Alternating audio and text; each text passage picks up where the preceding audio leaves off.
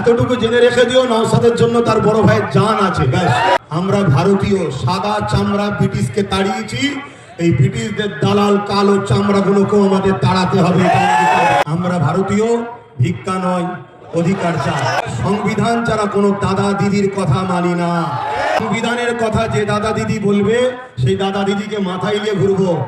আমি দেখতে চাই যে নওশাদ সহ তার সহযোদ্ধারা 5 বছরে কি করলো, তবে কি করেছে প্রতিটা অলিতে গলিতে কান পাতলে বোঝা যায়। এই বাংলায় বর্তমান বিরোধী শক্তি যদি কেউ থাকে আজকের দিন পর্যন্ত, সেটা হলো আইএসএফ।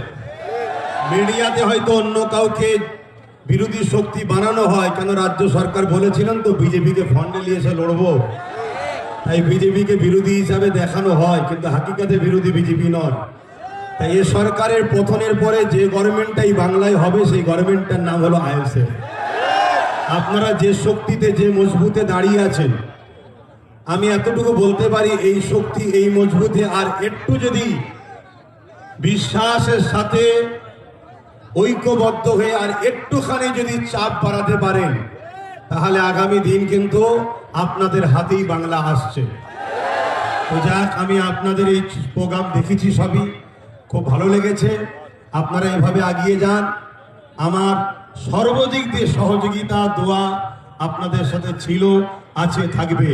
আমরা ভারতীয়, ভিক্ষা নয় অধিকার চাই। আমরা ভারতীয়, কোনো সংবিধান ছাড়া কোনো দাদা দিদির কথা মানি না। সংবিধানের কথা যে দাদা দিদি বলবে সেই দাদা দিদিকে মাথায় নিয়ে ঘুরবো। আর যে দাদা দিদি সংবিধানকে তাকে রেখে নিজেদের কথা শোনাতে চাইবে, সেই দাদা দিদিকে সংবিধানের ডায়েরিতে এনে জেলের কারাগারে আমরা যুব সমাজই ভরব। এই অঙ্গীকার নিয়ে আজকে আপনারা তো চলে গেছেন, রাস্তায় সব দেখছি চতুর্দিকে। কারণ আমি যদি আরেকটু আগে ঢুকতাম তাহলে তো আরো সমস্যা হয়ে যেত না। তো সেই জায়গায় যখন ভিড় কেটে গেছে, আমি আস্তে আস্তে বললাম এবারে চলো যে একটু কমসে কম, কেন গতবারে নওশাদ বলেছিল আমরা 2 ভাই এক জায়গায় হব। সেই কথাটারও তো সত্যতা প্রমাণ রাখতে হয়। না হয় জালিমরা কোনো খোঁজে পাবে না, কোনো ফল্ট না পেয়ে বললো কই তার ভাই এলো না তো। মানে কিছু যখন উপায় থাকেন এটা বলবে।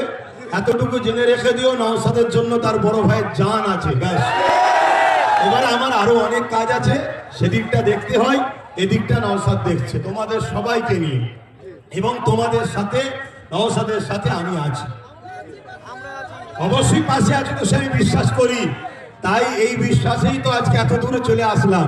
তো যাক, সকলে কথা শোনো, আমি এইটুকু বলি, সংক্ষেপ করলাম।